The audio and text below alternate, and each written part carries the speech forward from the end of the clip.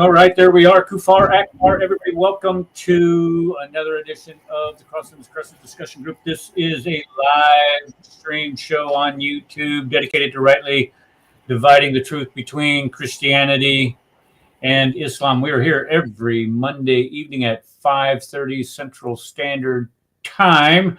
And I am your host, Eric Theckerford, broadcasting from the cavernous depths of the Kafir Cave in Dar al-Harb, Kafiristan. Welcome to the show. Tonight we have a couple things going on. First, an admin note. We will be live streaming tomorrow night at 5 p.m. Central Standard Time. We are going to have our friend Four Mormons talking. We're going to be discussing Mormonism. Phil has been a missionary to Mormons he said he was in, up by Utah. I don't want to give his exact location. I'm not sure how much personal information he wants me to give out. But when you say Mormons, you already say Utah, dude. I mean, seriously, it's pretty much. What's that? I said, if you're going to be a missionary Mormons, you go to Utah. Well, I'll let him say where he is and where he's not. I don't want to dox him like some people have done. And I'm not sure how. He said that he can go for an hour, maybe two. He has some pretty significant health issues, and I just kind of let him. I'm just going to let him run the show and tell us what he knows about Mormonism. Some of the challenges it is to witness to Mormons, why it's important to witness to Mormons, what they believe. And there's all kinds of things he's going to cover. So he's going to give us a crash course. I don't think we've ever talked about Mormonism on this show before, if I'm not mistaken. We've touched on it, and compared Joseph Smith, of course, to Muhammad and Islam to Mormonism, but we really haven't drilled down deep on it. And if you look at the similarities to the two, they're pretty significant, pretty profound. I mean, there's a lot of things there that it's just a souped up version of Islam, is what it looks like to me anyway. But I'll let Phil discuss that with y'all tomorrow night. Tonight we're going to be talking about the murder of an Iraqi refugee. And when I say Iraqi refugee, I'm talking about Salwan. How do you pronounce his name? Let me get Momika. Salwan Momika. He is a refugee from Iraq, and he was murdered last week, I believe it was, in his home in Sweden. And the reason why he was murdered is because he has been, how should I say this? He's been out burning the Quran in public as a means of protest against the Quran and what the Quran teaches. There's a couple things that I had to say about this. I put in the show notes that, the Quran, Islam is kind of like a religion that's in need of affirmative action of sorts. It needs protection. I'm just going to read exactly because I jotted some stuff down today because when I'm thinking about this, okay, here you have a man that is murdered in his home. He was doing a live stream, I guess it was on Tic Tok. And somebody knocks on the door. He goes. You see him getting up. He goes to the door, and then you hear gunshots. And some Muslim came and killed him because he had offended Islam. Now let's make sure we understand this. That we understand that Muslims and Islam cannot claim that Islam is perfectly compatible with living in Western civilization if they are incapable of acting out. They are incapable of not acting out violently whenever their sensibilities are hurt. This is a pattern that we have seen for decades. And let me just give you an example. Let's say you go out and you burn the Bible with the intent of making a statement. You have something against Christianity. Let's say you want to protest circumcision. That, it's an abomination to do that. Why would you do that to a child? Circumcise a child, male child, at the 8th day? The amount of pain that they're made to suffer through, and the possible infections that they can, all these things. And you're going out and my wife's trying to call me right now, and I do not know where my phone is. Unbelievable. Anyway, let's get back to this example I'm making here. If you're going to go out and you are going to burn this Bible based on this cruel, barbaric, ancient cult-like ritual called circumcision, and you go out and burn the Bible. Now, I have a couple choices that I can make because I'm a Christian. If you go out and burn the Bible, I'm not going to like it. I'm probably going to hate it because I think it's desecrating God's word, and I'm going to be offended. But here's the choices. I have I can be offended. I can be I can dislike it. I can hate it, whatever. But I have a couple choices. I can either ignore you for the imbecile that you are, or I can engage you on your disagreement and tell you why it's not a book of ancient rituals that cause pain, death, and suffering to children. But here's what I can't do, and that I would never do. I would never tell you that you cannot burn the Bible. That's between you and God. If you want to go ahead and burn the Bible, that's between you and God. Another thing that I can never do is I can never try to physically stop you from burning it. That's your problem. Well, unless you took it from me, of course, and then I might have something to say about it. But if you go out and you purchase the Bible and it's your Bible and you want to do this, that's your business. You go out and do it. And I would sell you the Bible for a tidy profit so you could burn it. I'd sell you another one so you can burn it again and again. As long as you're paying me money, we're good, because the word is really hard. That'd even be a better idea to go out and do that. Yeah, but I cannot stop you. I cannot come up and physically try to stop you. And more importantly, this is most important, I cannot commit violence upon you for doing it in whatever degree, whether that is punching you, hitting you, shooting you, killing you, whatever. I cannot do that. That goes not only against the laws of Western civilization, but it also goes against the Judeo-Christian ethos. You just can't. I mean, you just don't do. If people want to do that, that's their business. Same thing with burning a flag. I get highly offended when people burn the flag because of what I believe the flag represents. It's an offense to me. But if you want to burn the American flag, that is your right. It wasn't a right up until a couple of decades ago, where the Supreme Court finally said, well, that's a public expression of speech, I guess, and people can do it now.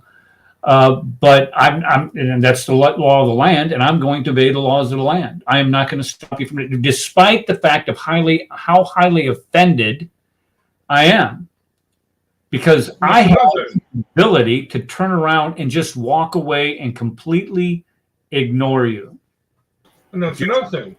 I would sell you the flag that you can burn it. I'd sell it again and again and again and again and again and make a profit of it, of your stupidity. And then I would switch it out and sell you flame retardant flags. So therefore you couldn't burn it. And that would just make me laugh. Actually, that's a good idea. Sell all these protesters flame retardant flags so they cannot burn. They douse them with gas or lighter fluid or whatever. I think that ends up what burns them. Okay. Well, I think that's what they do. Well, anyway, let me just tell all of you Muslims who have immigrated, or you have your converts to Islam living in the West, or you've immigrated here.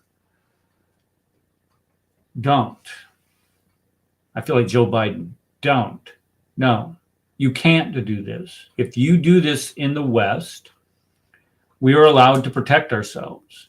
And we are allowed to protect ourselves with whatever level of force that we think is necessary. Just because you get butthurt because somebody burns that book that is full of evil, and we're going to cover that here in just a bit, why, you know, some of the most evil passages that we find in that book, just because you want to defend that crap does not, and you get offended when somebody burns it, that doesn't give you the right to harm that person. You have no right to do that. You can complain, you can go on CNN and act like you're the victim in all of this all day long. That's up to you. But you have no right to go out and tell that person that they can't do it, despite how offensive it is to you. If you want to do this, well, then I would suggest that you go back to that suckistan that you crawled out of, along with that religion that you follow, and do it there. But don't do it here in the United States. Don't do it in Western civilization, because all it does is just expose your theology, your belief system as the fraud for what it is.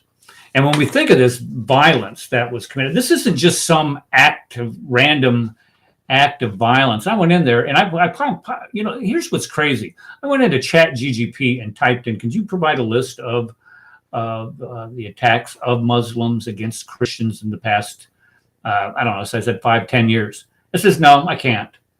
That's too, what's the word I'm looking for? That's too controversial, sensitive, or whatever. Then I asked it, can you provide the list of Christian attacks against Muslims? And it was all happy to do that. I think there's like 2 or 3 of them, not too many, but they were there. But it did that, but it didn't do the one from, it's whoever's running that show over there, you're pathetic. Is what you are. But I went in and I just got I reworded the question more of in a academic context, and it finally came out and said that I guess I asked for the last 5-10 years. It says we had Paris, France. You had the ISIS affiliated against civilians at a concert hall, killing 90. Nice, France, a truck attacked during Bastille Day, killing 86. Egypt, you had the Al Rada mosque attacked, carried out by ISIS, killed 300 worshipers. Sri Lanka, 2019, Easter bombings, ISIS extremists killed 250 people. 2020, Nigeria, Boko Haram attacked a Christian village, killing dozens. Mozambique, 2021, ISIS-linked insurgents attacked Christian majority villages in Cebu. In 2023, the Philippines, a church bombing in some town in the Philippines I can't pronounce, killed several worshipers linked to Islamic attacks. So you just see it. This is a constant theme. I went down and I asked it to tell me a list of attacks by Muslims just in the last 30 days. I got this over at Religion of Peace. Just in the last 30 days, there have been 100 and let's see here. I don't think I had that right. Last 30 days. I'm looking at the last 30 days. Okay, so I think it's like 139, if I'm not mistaken. Let me look. 139. So you have 139 attacks by Muslims in the last 30 days. And when I say Muslims, this isn't like a phenomenon like in Pakistan. Sure, there were some attacks in Pakistan, but this is a worldwide phenomenon. You have Pakistan, of course, that was today, evidently. Today's the 3rd. The 2nd, 5 people are killed when their vehicle is ambushed by Islamic militants in Pakistan. Then yesterday, also in Nigeria, 10 people were killed. Pakistan, the Sudan, Syria, Pakistan, Syria, Nigeria, Pakistan, Sudan, Sweden is the Momika guy. Then we have Nigeria, Pakistan, Somalia, Nigeria, the Philippines, Syria, Afghanistan, Pakistan, Afghanistan, Syria, Iran, Somalia, Afghanistan, Nigeria, Palestinian Authority. Eric, Hold on, right. Wait, hold on a second. Philippines, Are Mozambique. you telling me, Eric, Israel, wait, Eric, question. India. Are you telling me that Muslims carry out all these horrific attacks? Is that what you're saying? Yes. Okay. Amazing. Muslims are killing other people. Muslims, non-Muslims, anything in between. That's pretty much what they do. I mean, why is this shocking to anyone? No, here's the thing. Okay. If you notice, okay, so I had it up before, but when this attack happened, when this poor man was killed, okay, in Sweden, for burning the Quran, there was I actually said I messaged Jay, and I said, let me guess, I can just hear the Muslim response that, oh no, this isn't Islam, okay, because we must obey the laws of the West, okay, it was not ordered under the Caliphate. Not under Sharia law, etc., blah, blah, blah, blah, right? It's not a representative of Islam. In other words, they would say, it's not a representative of Islam, even though, yes, we would kill you in an Islamic country under Sharia law as long as the Caliph ordered it, right? Okay? That's not what they're saying. Something changed, dude. Because that used to be the response whenever there was a Muslim attack, whenever a Muslim killed someone for burning the Quran or something like that. That used to be the response. Not anymore. The overwhelming majority of these Muslim activists and Muslim supporters, they're supporting this. They're out there saying, Alhamdulillah, praise to Allah. They're not hiding anymore. They're not covering it up. They are actively sitting there saying, this is a good thing. This is blessed by Allah. Killing this, well, I gotta say, I'm sorry, dude. If you're burning the Quran in a Muslim area in a country like Sweden or in Europe or actually even America, you pretty much know you're asking for it. You know what I'm saying? I mean, no, you are. Not that you deserve it. I'm just saying you're asking for you're doing the fa, you're going to get the foe from the Muslims. Okay? You know what I mean? So, yeah, I do. That's why I do not advise burning the Quran. Because, I don't want the foe part. But bottom line is this, okay? They will do this, and they're actively, openly now. At least on X, at least on YouTube, on the YouTubes, saying this is a good thing. We need more of this. Do you see what I'm saying? Yeah. Mm-hmm. I'm just so, I don't want to say I'm pissed off. Well, I am, because I'm sick and tired of being told that, no, this isn't what Islam is about. It is what Islam is about. And I get you got like 1.2 billion, 1.82 billion. I don't care whatever number you put on there. You have that many Muslims. Oh, look how many Muslims aren't killing these people. This is true. But there is an exponential number. When I talk about exponential, I'm not talking about one or two more than what Christians are doing or what Hindus are doing or what Buddhists are doing or whatever faith system that you're talking about, that aren't killing people because of their religious faith. This is there are exponentially more attacks committed by Muslims on not only Muslims, but non-Muslims than all of the other faith systems in the world combined exponentially. And when we hear this time after time after time after time, well, this guy, he shouldn't have offended so many Muslims. Get over it, for God's sake. Why do you think he's burning that Quran in public? Because he knows you and your butthurt buddies are going to walk out there and make a big scene of showing the world how offended you are. Leave him alone. He won't do it. But no, you got to get out there and show the world, oh, look how committed I am to my faith.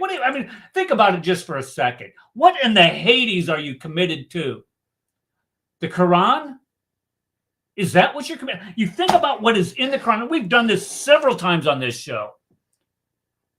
And we've gone through all of those disgusting passages that your Allah gave to Muhammad, supposedly, about us kuffar. 98:6, remember that one? The Jews and the Christians, they are the worst of creatures. What is that, 98:6? Then you got 533, is it? Those people who commit corruption in the land. Go out and crucify them, for God's sake. Crucify them. Your Allah is prescribing crucifixion on a human being. And he doesn't even get, I could go through all of the anachronisms and things that are just plain stupid in that book, but yet you choose to follow it and then get all offended when somebody goes out and burns it when it tells you to go out and fight them people. Think I'm kidding? No. Well, of course you know I'm not kidding. Let's just take a quick read of what the Quran says, some of these passages. And I let me just go through some of these different countries here.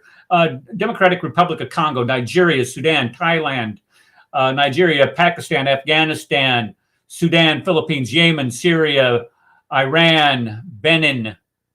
I don't even know where that is. 28 people are killed by jihadis.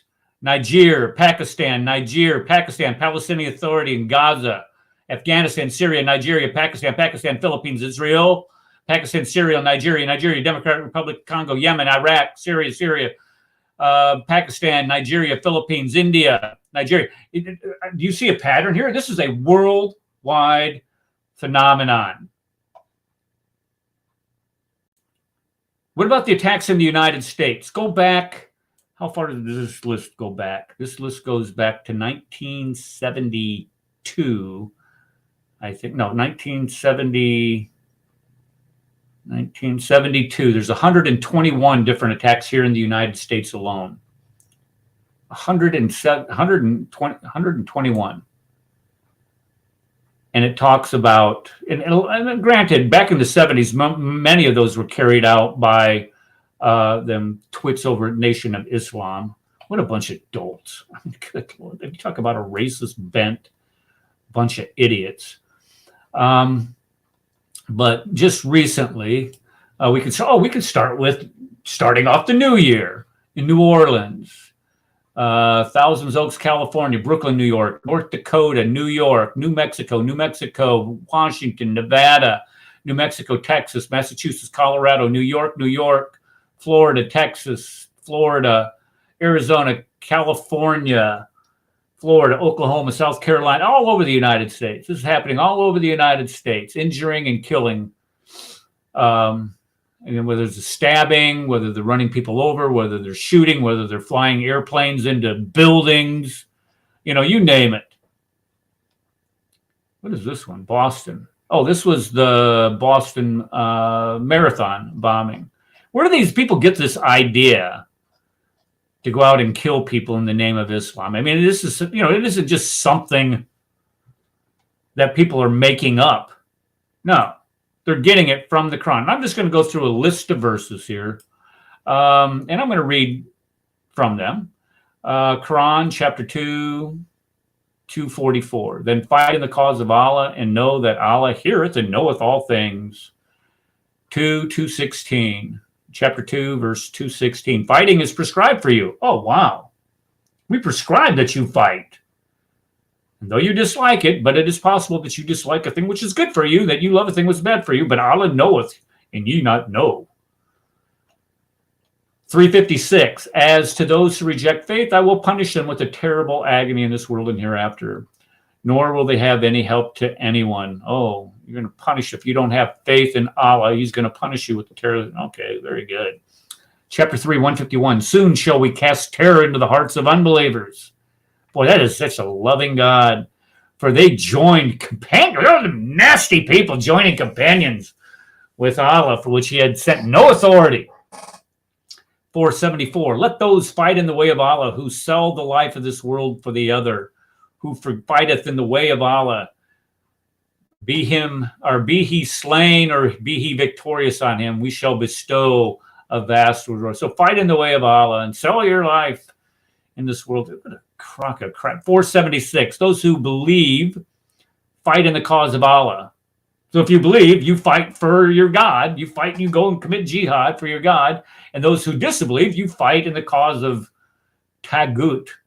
What the heck is a Tagut? The Satan. And there it is. Okay. You fight. If you don't believe, then you fight for Satan, I guess. So fight you against the friends of the shaitan. This is most perfect poetry. 489. They but wish that they but wish that ye should reject faith. Yeah, I would wish that you would reject the teachings of this madman and come to the loving kindness and grace provided to you by Jesus Christ. Yes, yes, as they do, and thus be on the same footing as they, but take not friends from their ranks until they flee in the way of Allah. But if they turn renegades, seize them and slay them wherever you find them.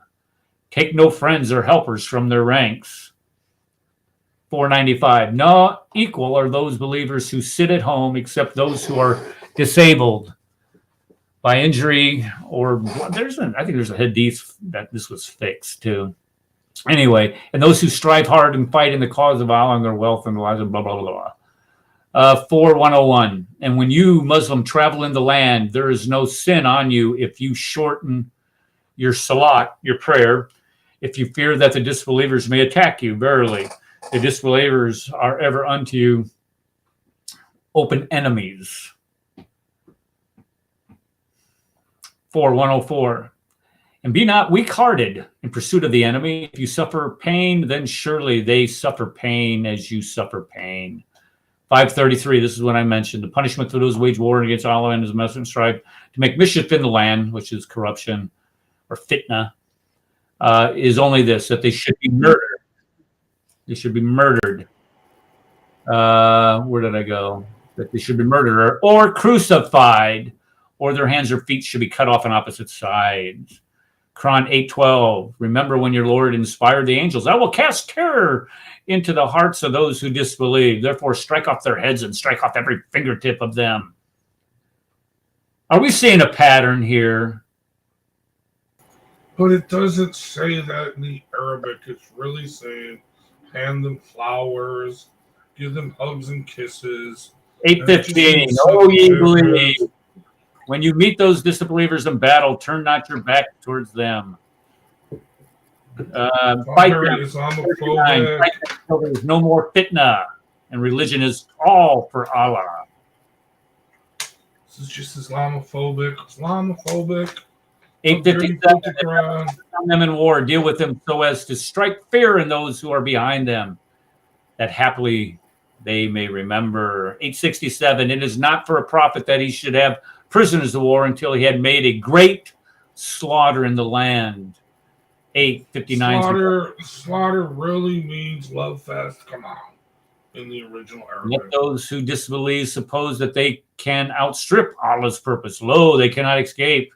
Make ready for them all that thou canst of armed force and of horses tethered, and thereby ye may dismay the enemy of Allah as your. What the heck is that? 8:65. O prophet, exhort the fighters or believers to fight. 9:5. So when the sacraments have passed away, slay the idolaters wherever you find them. Take them captive, besiege them, and lie in wait for them in every ambush. Then, if they repent, keep up prayer and pay the poor rate. Leave them way to be free. 9:14. Fight against them, that Allah will punish them by your hands and disgrace them and give you victory. 9:20. Those who believe and have left their homes strive with their wealth and lives in Allah's way, or much greater in Allah's sight. They are those who are triumphant. 9:29. The most popular one. Fight those who believe not in Allah nor the last day, nor hold that forbidden which has been forbidden by Allah and his messenger, by Allah and his messenger, nor acknowledge the religion of truth, even if they are the people of the book, until they pay the jizya with willing submission and they feel themselves taboo. So you have to shame them when they feel or have to pay the jizya, this little extortion tax.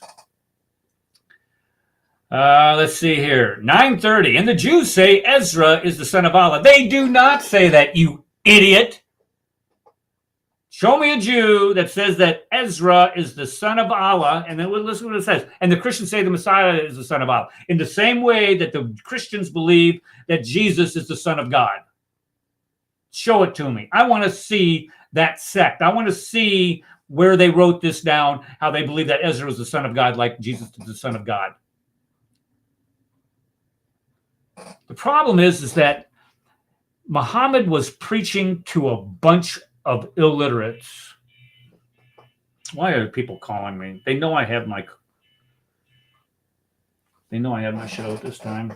Rad, can you talk for about 2 minutes? I got to go find my phone. Rad, are you there? Hello. Can you and Issa have a conversation of some sort? I don't even think he's there. I'll keep going. Let's see. Let's go to, may Allah destroy them, how they are turned away. 9:38 through 39. O ye who believe, what is the matter with you, that when you are asked to go forth in cause of Allah, you cling heavily to the earth? Do you prefer the life of this world to the hereafter? But little is the comfort of this life as compared to the hereafter. Unless you go forth, he will punish you with a grievous penalty. So you either go out and fight, and if you don't fight, evidently you love this world a little too much, like not wanting to get killed over following some false prophet. And then if you don't do this, not only are you going to be punished now, but you're going to be punished in the afterlife. I'm here, Eric. I think this is a good time we can take a commercial break. We do have a new sponsor. Yeah. We do have a new sponsor. It's a multi-tier marketing scheme from Dar is a Scam. Dar el Scam. So here we'll play it for you. Please pay attention. You can make some serious Dawa dollars with this. Serious Dawa dollars. Here we go.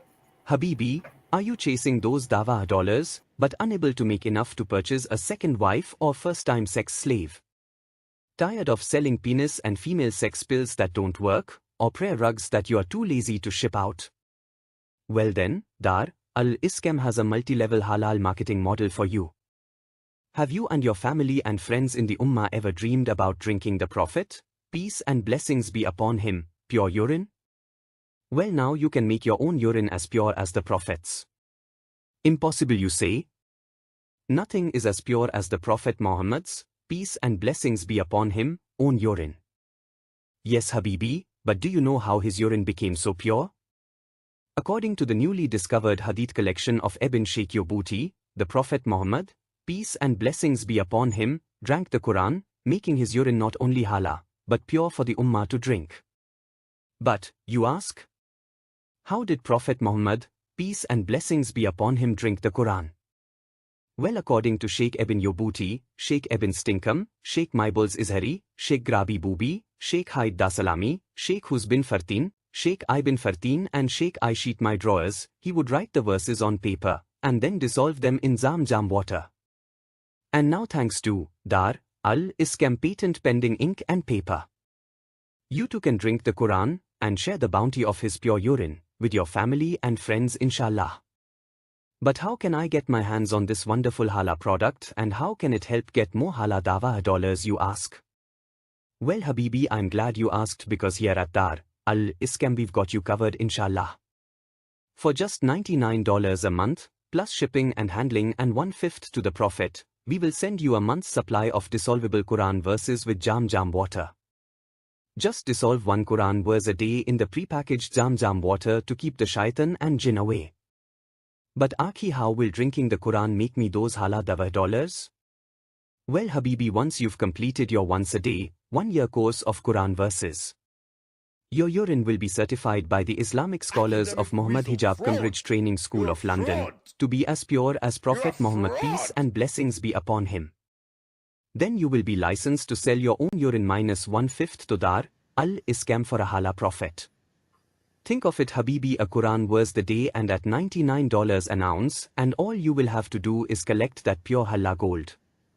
Think of all the blessings you will get in Jannah, inshallah. Your family and friends love you for giving them the precious gift of Quran purified urine. If you act now, we will send you this 100% Allah urine collection vessel. A $50 value so you don't spill a precious drop of that beautiful pure halal gold urine. So call now 1800-666 scam to get your Quran urine purification kit. And if you act now, we will send you a month's supply of the Holy Quran's magic cure-all. That's right, a full month's supply of camel pee, taken fresh from the finest camels in Arabia. So call 1-800-666-SCAM to start making those halal dawa dollars and reaping the benefits and good deeds from your family and friends who are blessed enough to afford your Quran pure urine. That's 1-800-666-SCAM. That's 1-800-666-SCAM. Call today. Legal disclaimer.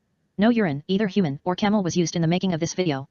The makers of this video do not support, endorse eating or drinking the Quran, nor would we ever drink urine, camel, human or otherwise. Dar al-Scam is not a real company, and this is not a real product, and this is not a real commercial or sponsor. Please, Muslims, do not call or order any such product and do not drink urine ever. Please send all complaints and hate mail to mujahid.kbomer@gmail.com. That is nuts. It's our latest sponsor. We're getting that serious dollar dollars. Okay, I'm not going to sit here and bore everybody with all of these verses. I don't know how many different Quranic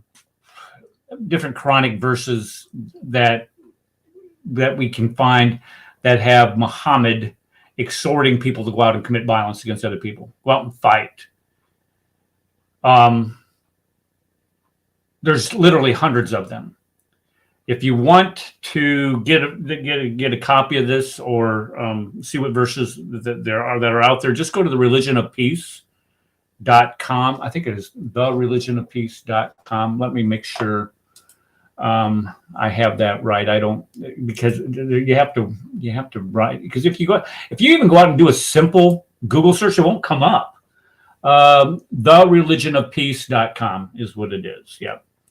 As a matter of fact, let's do that. Let's do an experiment here. Let's try this. Google the Religion of Peace. And nope, Google has got it right. Google is no longer filtering these guys out. It used to, we did this a couple years ago. They would put the Religion of Peace like on the third page or something. It was, you would have to really go looking for it. But now it's the first one. Congratulations to Google finally getting it right. I think they're starting to come around and get the hint that people aren't going to take this crap anymore of their censorship.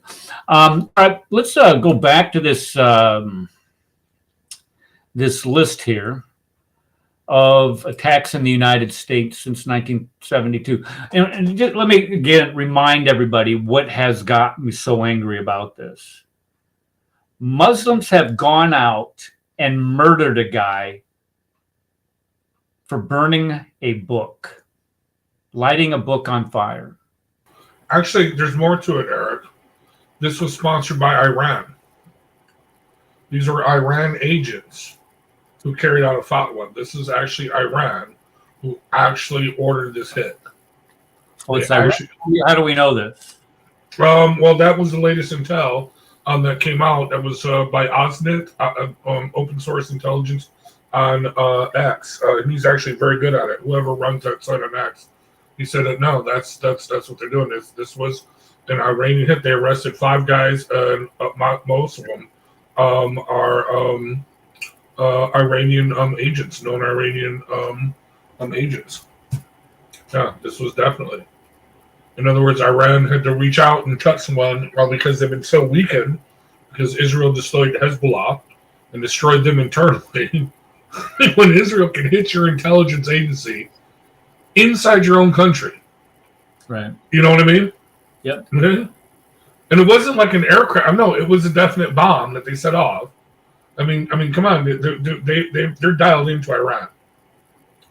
So well, Iran is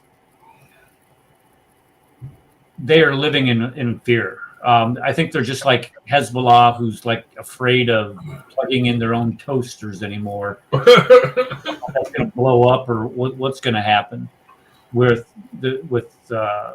Iran. I mean, their air defenses have been decimated. There's nothing they can do. If Israel decides to fly a Cessna 172 into Tehran, they can, because there's no defense. They have no air defense. They've been completely destroyed. And so anytime the Israelis want to make a bombing run into Iran, they can. There's nothing Nope. stopping them. So any way to reassert their dominance.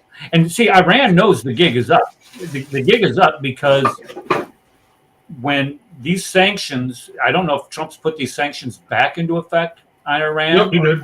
Yep, he did. Okay. They won. He's going to run them dry from money. They're no longer going to be able to pay for all of these proxies in the Middle East. Hezbollah is not going to have any money to rebuild. Hamas is not going to have any money to rebuild. The Houthis down in Yemen aren't going to be getting any more money. So the gig's up as long as Trump keeps the pressure on and whatever president after that follows suit. Biden was too much of a sissy.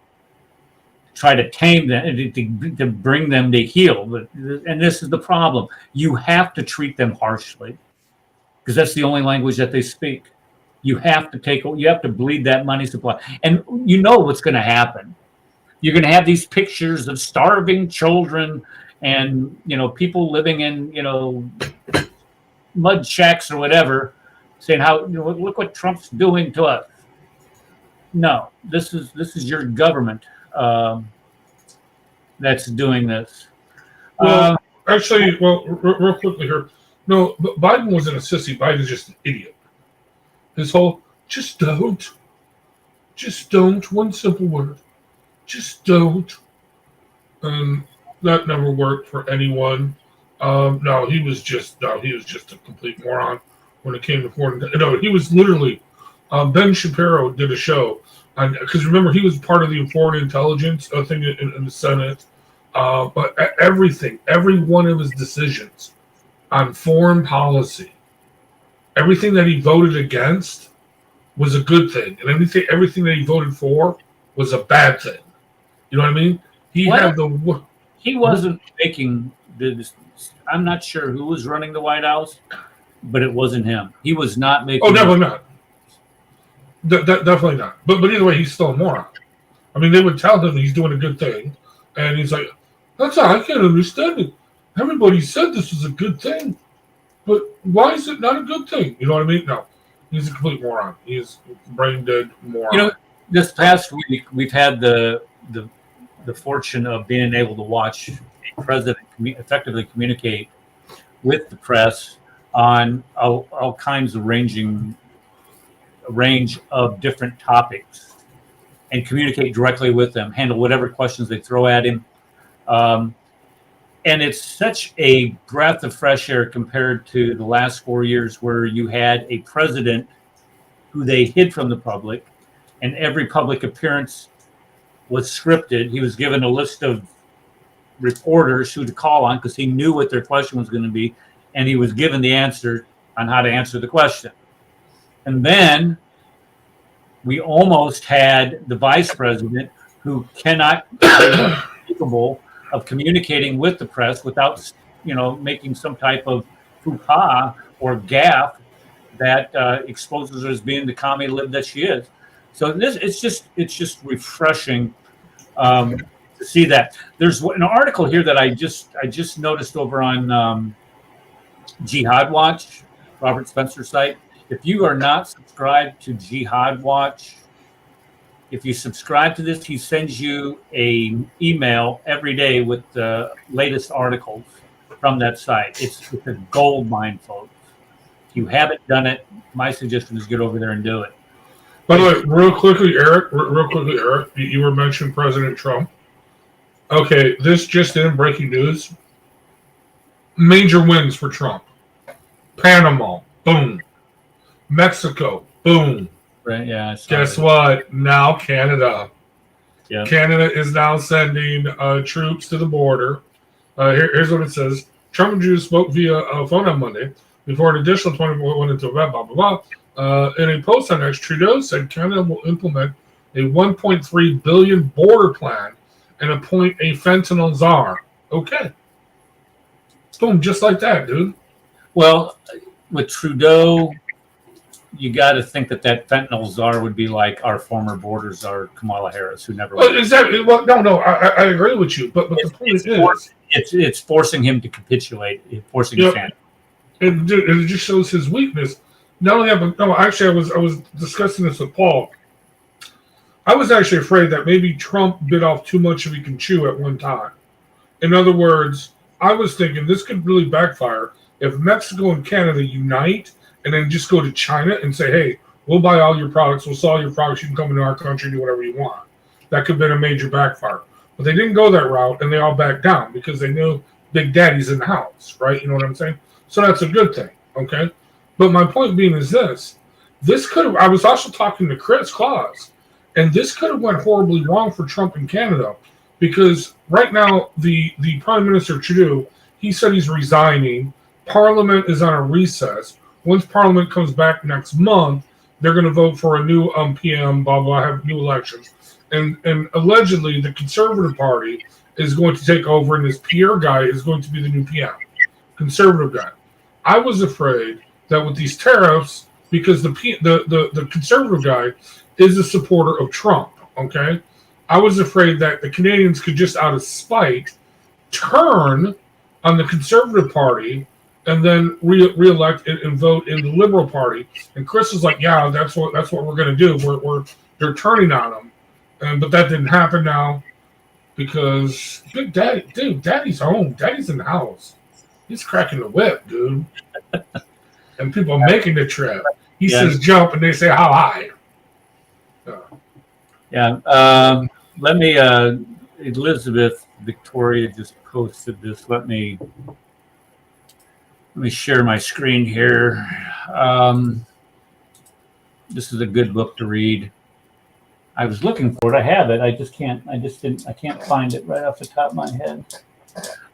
History of Islam, or the history of jihad, from Muhammad to ISIS. So if you have a chance, get on Amazon. It's $27. I'm not sure if they got a Kindle version of it. I got that book. The only thing I like. Okay, so I got a couple books from Robert Spencer, and I also got this other book from this guy that wrote the book on the Andalusi, Spain, and then I bought Robert Spencer's book on it, and I noticed that Robert Spencer pretty much plagiarized the Spanish guy. I mean, it was just kind of a reprint of what the Spanish guy said. I'm like, this is familiar. So that kind of turned me off to Robert Spencer a little bit. But anyway, Rob K. Yeah, that's my point, okay, regarding Trudeau. Like I said, this is all for show, all for flash. But again, the point being is this. It still shows weakness. It still shows that, hey, okay, I'm going to make concessions, okay? I'm not going to be big, bad, and all-powerful and ruin the Canadian economy. Because this didn't make any sense to me. We're putting tariffs on Canadian goods that we actually still need. The U.S. taxpayer and the consumer is going to pay for those tariffs, right? So what does Trudeau say? I'm going to put tariffs on stuff that Canadians need from the United States of America. So in other words, they're going to put a greater tax burden on the Canadians. So it's like a no-win situation. It's like totally stupid to do this, and Trump is using it right. I mean, I'm sorry. My faith does waver in Big Daddy, but I'm telling you, because I'm the 10th man, I need to argue against everything just to make sure we're on the right track. As Eric knows, because I'm faithful. Was I not? To the total bitter end. Eric's like, yeah, shut up, dude. Okay. Just to give you a flavor of Robert Spencer, if you are going to order a book from Robert Spencer, this is the first one you want to read. This thing is eye-opening. This I had a paperback and I had it annotated, but this is the one that Elizabeth was talking about. His most recent, he wrote the Quran or translated the Quran for you. He talks about Palestinian delusion. Is a religion of peace, why Christianity is and Islam is not. Complete infidel guide to the Quran and confessions of an Islamophobe. I like Robert Spencer's books. They're easy to read, and he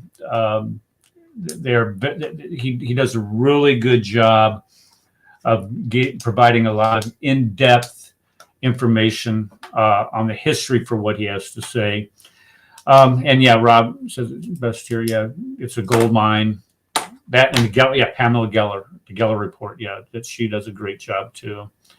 Hey, wait, no, real quick on the Geller Report. Is she still around? I haven't seen her much being quoted. Pamela Geller. I haven't seen her much being quoted. Let me pull up her website. She posts. Where are you, Pamela?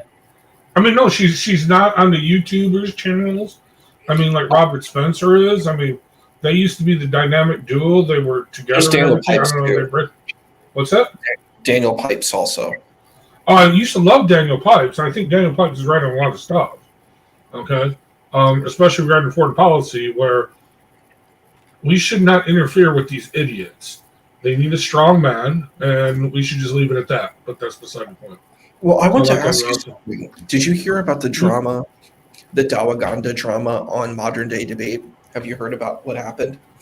Oh, with apostate prophet and it's linked to this Salwan Momika type of stuff too. Yes, he said that he gave him a death threat on the episode. Like he did, he put the finger across his neck. I was like, wow. What happened? I didn't hear about this. What happened?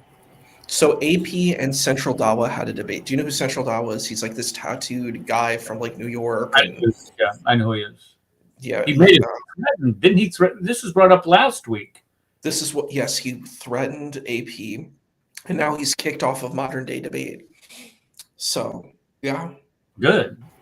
Well, he didn't just threaten him. He's doxed AP.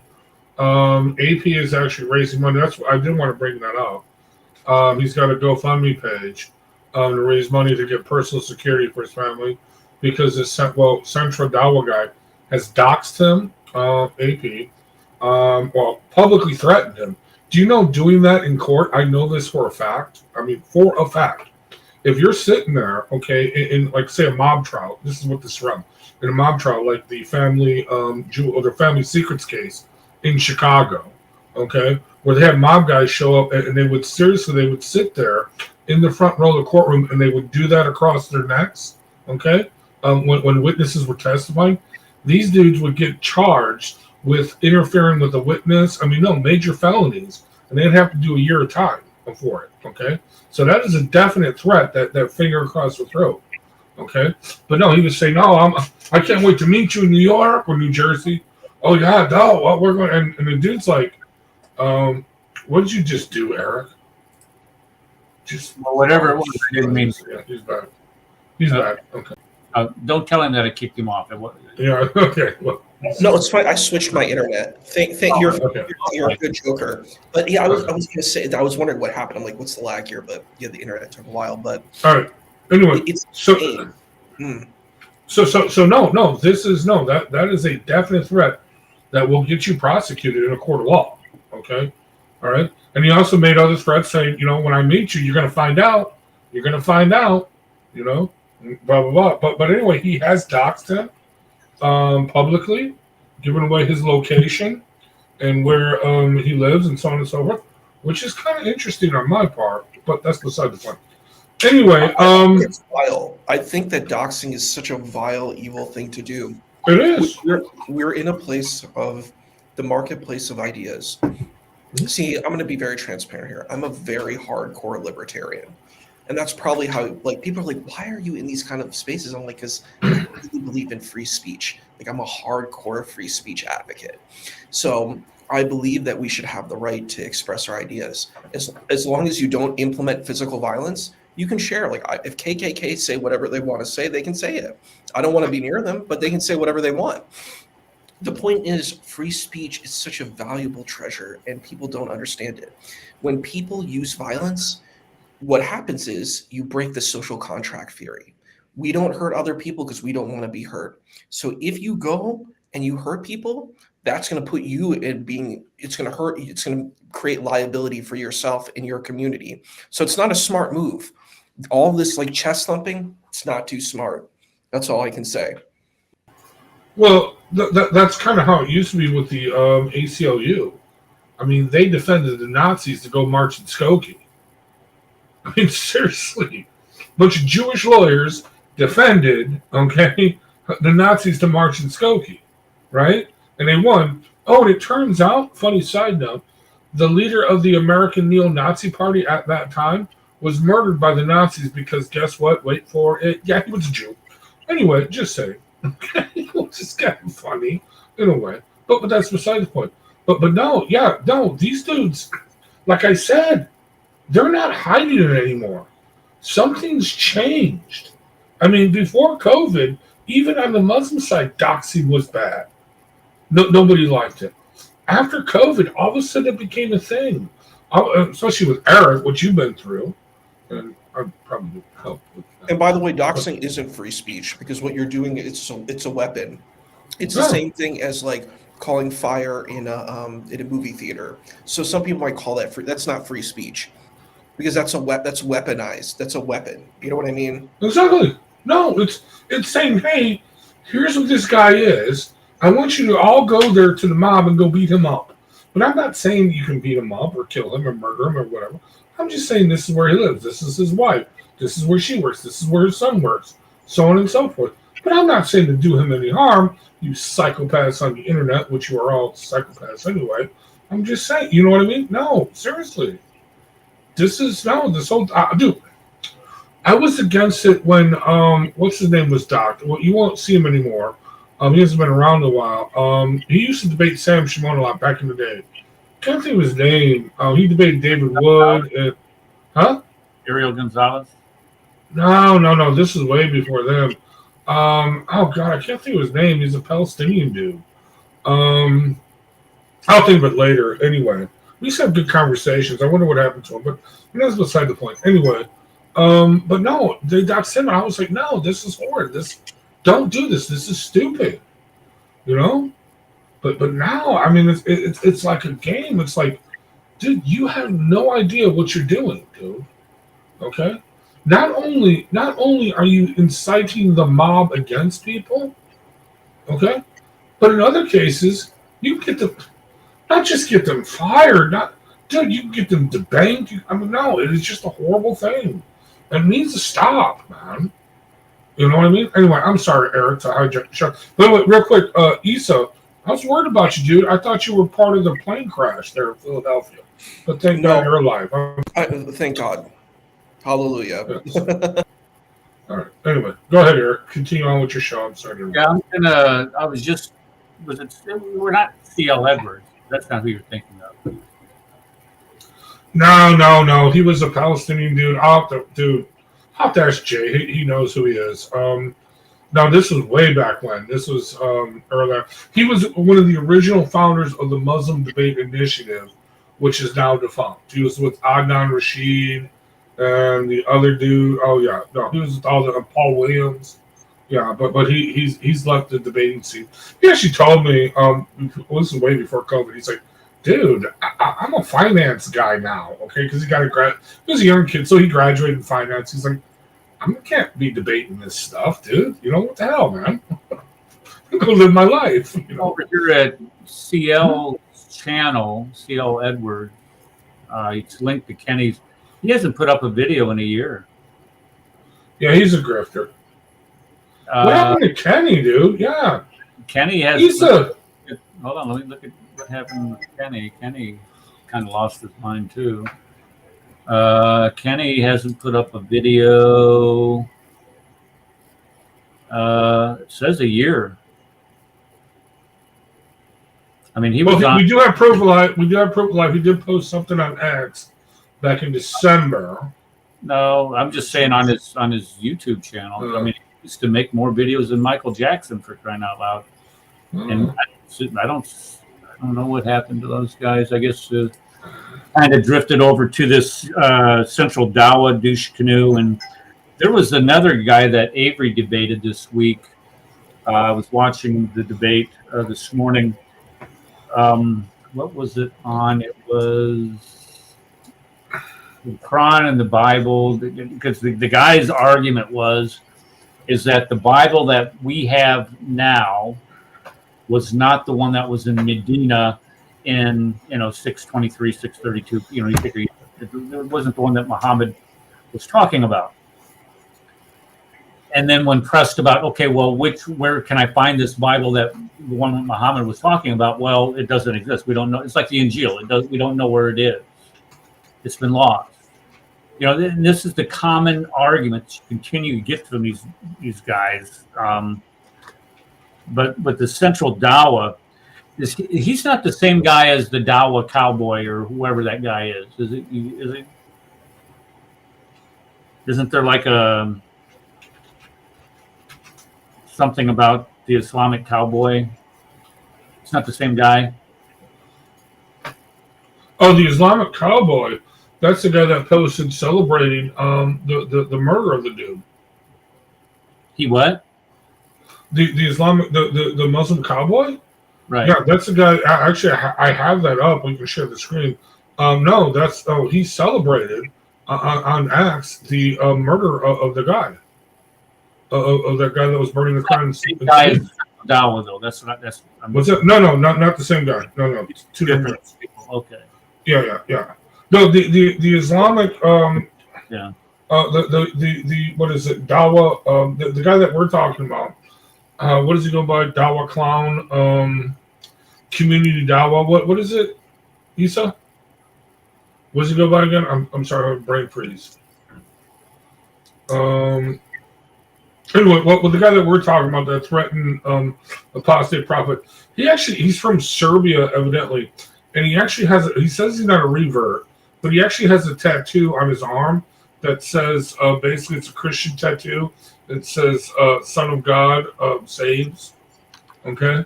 People found that out. It's kind of funny, but yeah, he needs to be deported because he is not a born that way American citizen.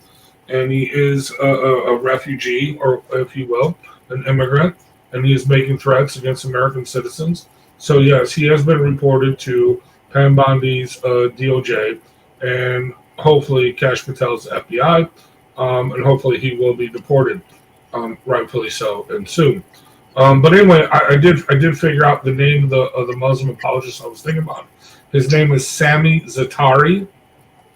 You've never probably heard of him. This is way back in the day. Sami Zaatari, one of the original founders of the Muslim Debate Initiative. But no, him and Sam Shimon used to debate all the time on Pal Talk. They debated in person, debated with David Wood and Dr. White back in the day, blah, blah, blah. Anyway, he's like, I can't do this anymore. I'm living in Dubai as a finance minister. Yeah, go whatever. Okay, anyway. Good for him. You know what I mean? Anyway. I found it. I found his call to monotheism, Sami Zaatari's refutations to Sam Shimon. Yeah. No, dude. Personal. I wouldn't say personal friends with the guy, but yeah, I would have met him back in the day. We would have went out. He could, had his, mint tea. While I drank my beer, we would have had a good time. No, he told me. He's like, dude. I got no, he was not violent. This is what I'm saying. The Muslims back then were arguing against, which is funny, they were arguing against Al Qaeda, but they weren't because they couldn't. It was really bizarre. But now, the Muslims now are arguing that This is acceptable. What Hamas did was right. I've actually Yeah, exactly. and they said that there wasn't any rape, and I was like, "You're kidding. You're joking, right?" Like, we have the videos, we have the evidence. They did it, and why wouldn't they do it? We're not talking about like, Nobel Peace Prize winners here. We're not talking about like noble good doer types. We're talking about killers. We're not talking about good people. And this is the problem when people are like, "Oh, they did this, they treated the captives well." I'm like, then why did they capture them? If they're so Exactly. good, why did they capture them? Why would you capture non-combatants? You've already lost it. You're a crook and a criminal right from the get-go. There's no way you're going to treat them good. And then you say, well, my enemy did it. So I don't care. Even if your enemy did it, that doesn't justify what you did. You're wrong. You're a villain. So that's it. No, exactly. That's the point. No, here's the worst part. The ones that they attacked and took capture, they were the peaceniks. They were the pro-Palestinian group. They were the love. No, seriously. They were the ones that wanted to integrate. And you know what I'm saying, dude? They were the worst people to attack on this. Oh my God, what they did was horrible. And they got Gaza totally destroyed. Now here's the question. You can't rebuild it. It's gone. Like Trump is saying, dude, Jordan, Egypt, the rest of the Muslim world, you got to take them. And that's what he's stressing. You cannot. There cannot be. It is done. Okay? And here's the thing. So, let me backtrack. Gaza, okay, before October 7th, was an open-air prison. Gaza, after October 7th, was a genocide. Gaza, after the so-called now Trump, definitely Trump, okay, ceasefire, okay, is now victory for Hamas. How does that work mentally? Here, let me share with you an image I had Grok made. By the way, the scariest AI out there is Grok, but it is also the best, okay? It is very scary, but like I said, it is also the best, okay? Let me find it real quickly here. Medium. There we go. Is that it? I had Grok, and I just typed, show me a Palestinian girl in Gaza with a bubble, okay, that says victory, and a cloud in the background with a smiley face. And this is what it created me, and this breaks my heart. I made this, and dude, even looking at it now breaks my heart. Okay, hold on, I gotta share the screen here. This literally breaks my heart. Okay, where are we at here? Okay, there we are. Share screen. Oh, don't show me that again. Okay, here we go. Look at that. Because that's what it is. And what I'm saying with this image, these Muslims in the West, they live in like Muhammad Hijab and Ali Dawah and the Muslim Cowboy and the Muslim Skeptic and all of these psychopathic, okay, sociopathic, dollar chasing. Okay, I have a question. You mentioned that there's somebody called Muslim Cowboy. Why would you call yourself that? Why are you imitating the kuffar, right? You're imitating the kuffar. The cowboys are people of European ancestry. So why are you He's from Texas. He wears a cowboy hat because he's bald, but he's got a lot of lumber. You get the joke, though. It's like I definitely get the joke. The quote unquote kuffar. So I'm like, right. Why are you doing that? You're not supposed to wear the kuffar's clothing. Right? No, exactly. No. That's why I tell. Anyway, we won't go into that part. But anyway, my point being is this. Okay, I follow. Well, supposedly these are accounts of people that are in Gaza reporting this stuff. what is happening. And they're talking about their, the horrible fate. Their house is blown up. And they're showing these images. I don't think most of them are not real. They're probably not in Gaza. They're just getting stuff fed to them from people who are in Gaza. But point being is this. This one dude who actually, I do believe, was in Gaza. He's a UN, works for UNWA, blah, blah, blah, whatever. But he's like, I have the opportunity to get out of Gaza with my family.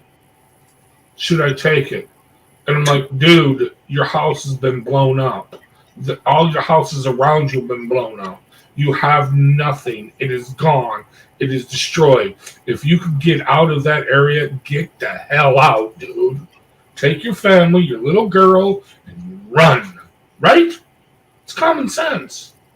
And you know what the response was from the Muslim Western Ummah that are not in Gaza? No, brother Aki, stay. Do not give up the fight. This is your land. Oh, no, do not give it up to the Jews. Do not do that. I'm like, you psychopaths. And you claim, let me show you the screen again. This is victory to them. This is victory. You see that little cloud in the sky smiling? That's their Allah. Yes. Total destruction. And they claim this is victory. And this is what these westernized Muslims who are living in the comfort of westernized lives, who have electricity, running water, working toilets. No.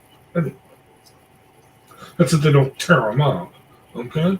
They have to go to a grocery store and just get whatever food item they want. They don't care. They don't care about these people. This is what they claim is freaking victory, man. I know it's an AI image, but it breaks my heart, man. Because I've seen this little girl. They blew up my house. And I have no place to go. And these wicked people are saying, well, no, Joe Ummah, you must fight the Jews. You must stay there. This is how wicked and evil these people are. And I'm sorry to go off in a rant. And I'm sorry to bring up such a depressing image. But anyway, get the image off. I'm sorry. Brad, thank you for being vulnerable. It is terrible. It is horrible. And I don't think a lot of these people want peace. They're not looking for peace. They're not looking for the solution to peace. They're just reacting and being angry, and this is what's happening. So if they want justice and if they want a good way, then they have to work towards that. They've been doing it, doing this for 1,400 years. The lives of little girls, just like those ones that you showed, even though they're AI generated images or whatever, of Arab little girls, Near Eastern little girls, Pakistan, Afghanistan, from the Indian subcontinent, all across North Africa, and to some extent even up into Europe, have been brutalized because of this ideology. And, anytime that you and I think about these, something, terrible happening to children like this, especially, the exploitation of little girls by grown scumbags, it just makes your blood boil, and it rips your guts out. And when we sit here and we list, I mean, tonight is just like this flippin' angry rant that I had when I put the show together today. And I was thinking about this guy. He's just burning a book. He's just burning paper. I don't care if that paper represents the toilet, your most sacred words, or anything in between. I don't care. I really don't care, because it's a book. It's just paper. And what you're doing is you're elevating paper above the life of another human being. and that just burns my hide on that. I just the more and more I think of it, the more the angrier and the angrier I become. And then when we listen to the excuses, this laundry list of excuses, well, this is the most sacred thing to us. We love Muhammad more than we love. Shut your flippin' pie hole. Nobody cares about your little feelings. You're killing other human beings because of what this guy wrote in that book. And what should happen is more people should stand up and burn that dadgum thing because of what's in it. Do you know what's interesting? The actual way that you're supposed to dispose of the Quran is by burning it. That is actually what you're supposed to do. So it's really funny that these people are angry. When he gathered up all the Quranic writings, and he burned them. Yeah, he burned them. Because that's the way you're supposed to dispose of the Quran. Right. So if this guy's burning the Quran, what is he doing that's actually like illegal? He's doing exactly what you're so. If you're disposing of the text, that's the way to do it. You're not supposed to. I understand that's the proper way to dispose because you just don't want to take it and throw it in the garbage so it ends up in the landfill or whatever. That's a problem. That according to Islamic theology, you can't do that, but you're supposed to burn it. So like they're getting angry. He's properly disposing of the text. It's just method. It's the method and the indignation that they want to play victim is what they want to do. It's just ironic. It's like these people are ignorant. Say that again. They're ignorant and they're bullies. This is what a bully does. And I'm like, the problem is, again, we talked about social contract theory. If these people don't want to follow social contract theory, then the social contract theory will not protect them. If you don't want to hold sacred other people's lives, your lives will not be held sacred. And also, these people will say, well, I'm going to paradise. That's not true. If you follow the Orthodox Sunni Islamic perspective, no one knows if you're going to heaven or hell. Even the Prophet of Islam didn't know. So that's what the Orthodox Sunni interpretation is. And most of these Muslims are Sunni. So they can't say, just because you claim you're a Shaheed doesn't mean you are one. So you're not even protected by that axiom. So it's a nonsense position. According to beliefs itself. Complete disregard for human life is what has me so angry here. And this is the difference between their God and our God. Their values and our values. We place value on every human life, including theirs.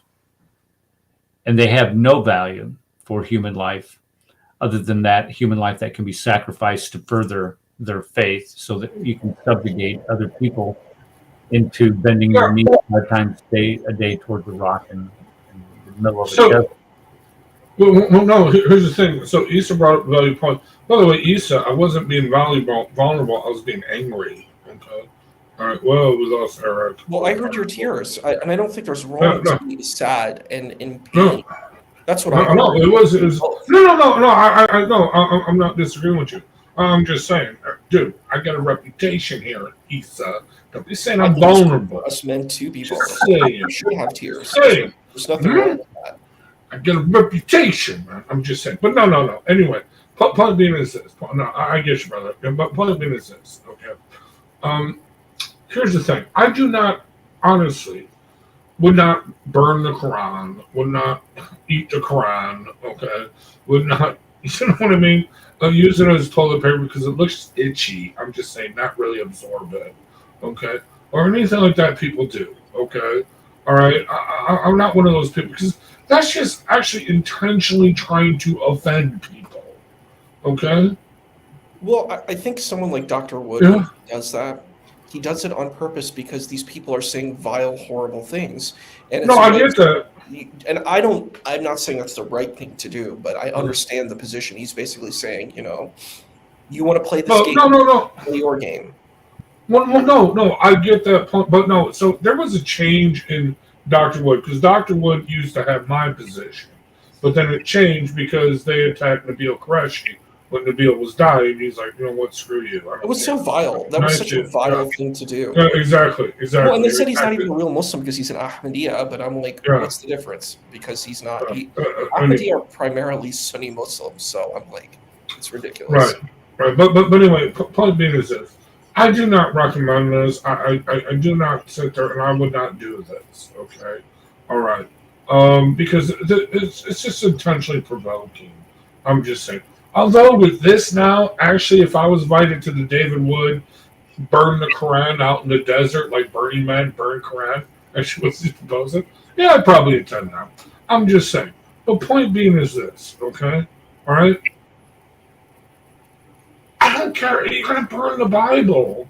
I'll be like, yeah, what? No, are you, what? That's just kind of stupid, but I'm not going to kill you for it.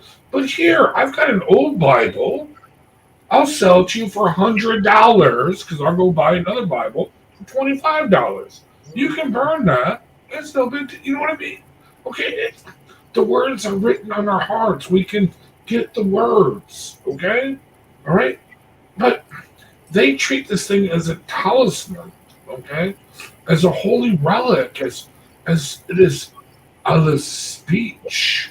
It is perfect. You know what I mean? Okay.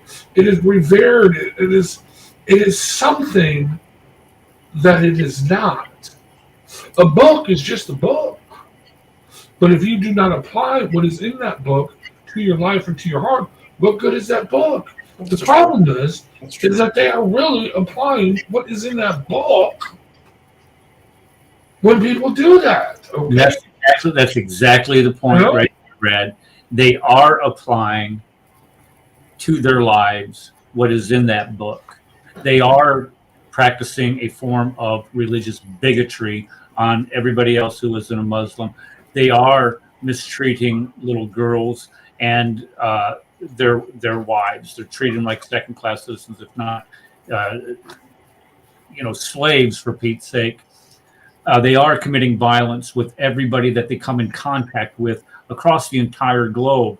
And when they do get majorities in the countries in which they live, they use the writings in that book to develop the Sharia to dominate over and make people second-class citizens. We've had Adam Seeker on the show several times, and Adam can tell you exactly what happens to non-Muslims in Pakistan. We've had John Isaac on the show several times, and he can tell you exactly what happens to non-Muslims in Egypt. We've had Steve Mashney on this show several times, and he can tell you exactly what happens to non-Muslims in Gaza. Every place that Muslims have a majority, they subjugate and mistreat Christian minorities. And it's all because of that book, what is written in that book. It's like a giant permission slip to act violently on anybody that is not like you. And it's sick. It's 2025, for God's sake. 2025, and we still have crap like this happening. It's absolutely disgusting.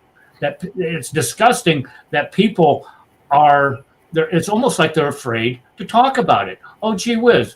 Are you going to say that, Muslims act out violently to anybody that would dare to criticize the Quran? Yes, I am. That's what they do. And we have example after example after example and when I read there, I just can't. You just can't keep reading that. Why? Because the list is so damn big, and people's eyes will just glaze over. But one thing I'd like to share is I think the Muslim community is super divided. I don't think there is a unified front. And I would say not a monolithic movement. Exactly. We all know that. There are degrees of you're absolutely right. There are degrees of commitment and application all across the Islamic communities. But the fact is, and I know exactly where you're coming from, Isa. The fact is that you have a huge majority of Muslims today that actually think that this type of crap is okay. That's the problem.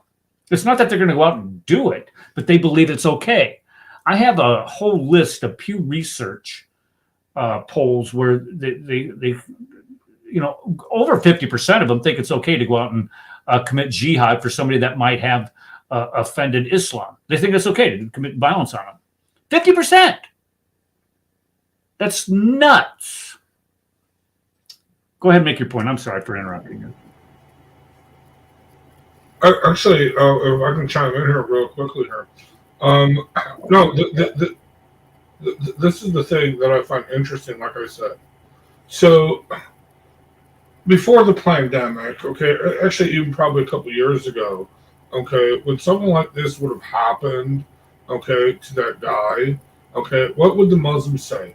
That's not Islamic, okay. No, we are not ordered. No, hold on. No, this would be their response. It's not Islamic. No, we have to obey the laws of the country we're in. We can't, just kill people. And besides, they're not under Sharia law. Okay? And it wasn't ordered by the Caliph. In other words, they're saying it's not Islamic because they're guests in a foreign land. But if they were under an Islamic country under Sharia law, with the Caliph, then yes, they could kill the apostate. They could kill the dude for burning a crime, et cetera, et cetera. Where now we're seeing the opposite, is what I'm saying. Now we're seeing openly multiple on big name YouTubers and influencers on X, YouTube X, whatever, the Insta, whatever, where they're saying, no, this was a good thing. This man was killed. It's about time. Finally, the Ummah is rising up. Do you see what I'm saying? So Brad, I hear you, but there's a switch there. There is. But wait, sorry. Let me just finish up with this. Okay, you can rejoin on this. But at the same time, look at what's happening in KSA, in the Kingdom of Saudi Arabia. There is a major reform going on there by this guy, and it is being forced. Oh no, there is. Eric's like, what? Major reform? No, there is. All of a sudden, they have alcohol in Saudi Arabia. Not only that, but wait, worse. They have the mixing of women and men. Not only that, but they have in these huge super malls, okay, all over the country, these family events where women are not in abayas. They're just walking out like normal human beings with their families. Girls are able to mix and meet boys. Oh my God, shocking at the shock. When young girls are able to meet boys and go on dates at the shopping mall. Shocking. No, seriously. There's an episode, honestly, just recently of Piers Morgan with Tucker Carlson, and they're in Riyadh, Saudi Arabia, and they're talking about, did you ever think we would see the things that we're seeing in Saudi Arabia 20 years ago? And they're like, no, this is a totally different country. So at the same time you have that, where Saudi Arabia, at the heart of Wahhabism, that spewed this crap upon us, okay, is now all of a sudden it's like, yeah, sorry, we're not doing this no more. Okay, we're going to be normal people. Okay.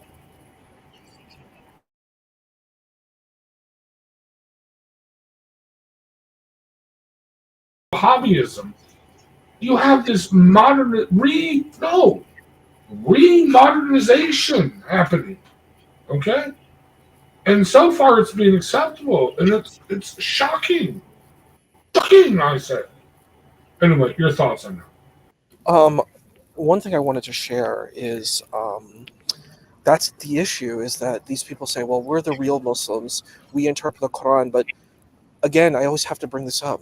The Quran is in a poetic form, meaning it's not concrete terms, it's abstract. It's like reading Shakespearean sonnet. If I read a Shakespearean sonnet, that doesn't mean I know literally what it means. If I read Faulkner, if I read Blake, I'm not going to know exactly what they mean by it. The Quran is poetry too. So it's hard to get a one-to-one literal understanding. It's really going to be up to the people and how they interpret the text. And the thing is, like, when I hear people say, well, the Quran says it, they take this extremely vague passage and they pull strings out of it and say, well, this is what this verse says. I'm like, I mean, I guess you could say that, but I could say it means 20 other things. So that's the problem with the Quran. It's not like the Bible. They're not allowed to have their interpretation of the text. That's the problem. They're told what the text means. And if they don't believe it, then they're considered an apostate. There's no freedom of thought. But the problem is, how do we, like, the way that the Quran is written, it's not written as like an explicit text that we can understand. It's not a textbook. I understand. I understand, and I completely agree with what you're saying. That it's like, for example, the Psalms. The Psalms are poetic, and in a lot of ways you can go in several directions with the Psalms on their meaning, their implications on your life, and things of that nature. The same thing is true with the Quran, as far as it's supposed to be poetry. But even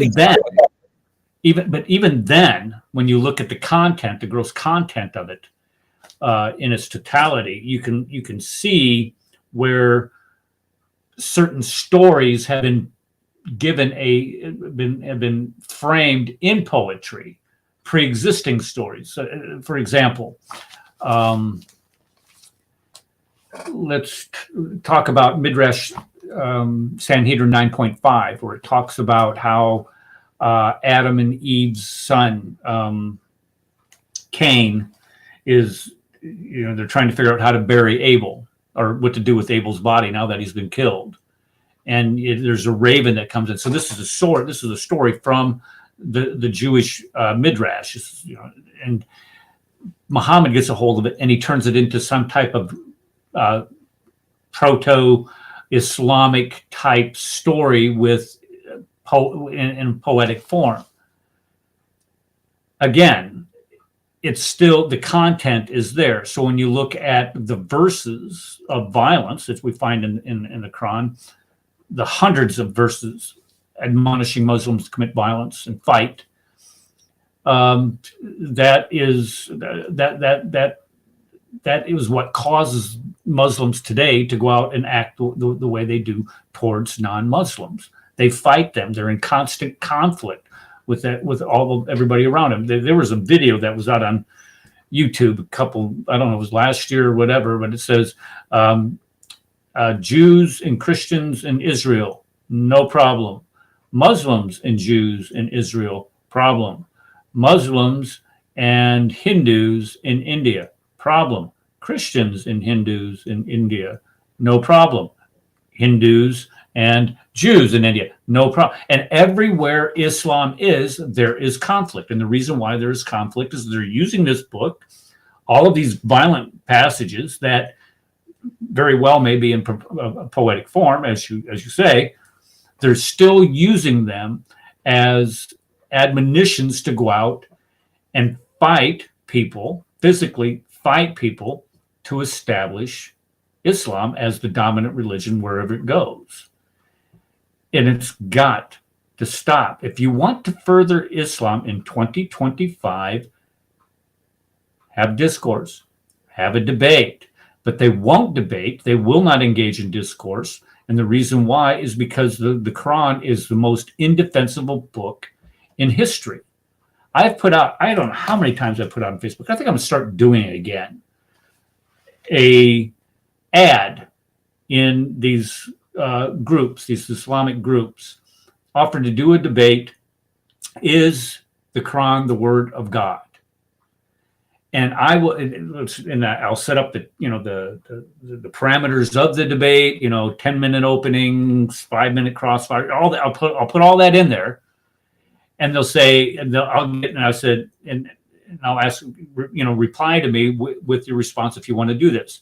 And the response always, every single time, without exception, is yes. We can debate, is the Quran the word of God, or is the Quran from Allah? But we must also include the Bible. We must also include they will never debate. They will never debate if the Quran is from Allah. If you can debate if the Quran is from Allah, please, for the love of life, email me, and I will take you up on that challenge. And I promise you, I will embarrass you, your Quran, and your Allah, and show it for what it is. Well, here's the thing. Also, on Eric, just to chime in on that. Okay. Issa, you mentioned. Okay, yes, the Quran is It's not. Well, it's not Shakespeare. Okay, it's not. It's random. It's no, seriously. It's okay. Yeah. Okay. Yes, you can have poetry in it. Okay, but the thing is with Shakespeare, Shakespeare had a beginning, a third act, and an ending. Okay, there was a motif. There was a start at point A. You get to point B. That's your waypoint. That's the third act, and then you get to point C, which is the ending. Okay. In other words, there was a thing with it. With the Quran, what you have is, I mean, seriously, you just have hodgepodge, mix and match, various stories and various things that kind of just fade in and fade out. There's no chronological to it. There's no point A, point B, the third act, and point C, the ending.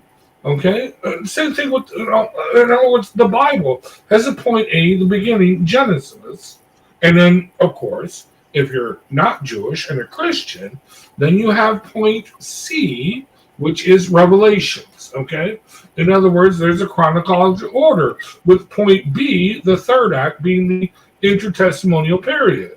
Okay, right? But no, the Quran does not have that. But what we have with the actual verses that there is no unambiguous meaning. The verses that Eric was quoting: slay them wherever you find them, crucify them, sever their limbs on opposite sides. Okay? That's pretty freaking clear, dude. There is no, well, I joked about it with Eric. I'm like, well, it doesn't really say that in the Arabic. It actually means hand them flowers. No, it is really clear here, dude. Okay? Anyway, but putting that aside, the only way you can have a reformed Islam is if you deny Islam and you start another religion. Or make it so, okay, well, no, actually, you do, because of the legal code. You have to ignore the legal codes, okay? You'd have to ignore, how do you divorce a woman that hasn't yet reached the age of puberty? Right, Eric? I mean, no, seriously, how do you do this? What's the waiting period? No. Yeah, well, you can't. This is something that cannot be reformed. And No. I know East has come on here several times and said that it needs to go through a reformation. It did go through a reformation, and Which is the Wabs? Which is the Taliban? yeah, this is what we got. Okay, I'm gonna call it a night, Rad. I talked this afternoon, and I'm wore Maybe out. we should switch it to Tuesday. Well, I'm doing a show tomorrow. We're doing a show tomorrow with Phil from Four Mormons. Don't forget to tune in, folks. We'll be on. We're not, instead of 5:30. We're going to be on at 5. And if you have any questions about Mormonism, you want to learn about it. I mean, this guy. I had a great conversation with him a couple days ago, and he's just a wealth of knowledge and just an all-around great human being. He has a heart for Mormons and has dedicated his life to preaching the gospel of Jesus Christ to them. Well, that's the thing. Mormons come to your house.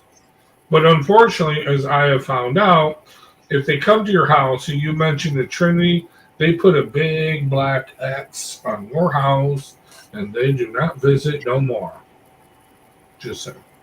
Well, and I'll tell the story tomorrow about my encounter with Mormon missionaries from long ago. It's quite the story to tell. Okay, guys. Again, thank you for everybody that was participated in chat and came in and viewed today. I appreciate that, and we will be back here tomorrow night with a special edition of the Cross and Crescent Discussion Group. God bless you, and we'll see you all then.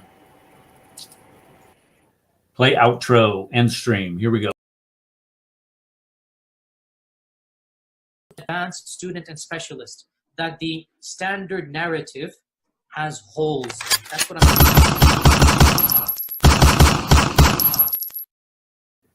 that the Muslims were rioting against one another. And as much as we don't want to face the fact, the Muslims were lying sometimes. They were fabricating, they were embellishing, and that might be hard to accept, but that is a reality.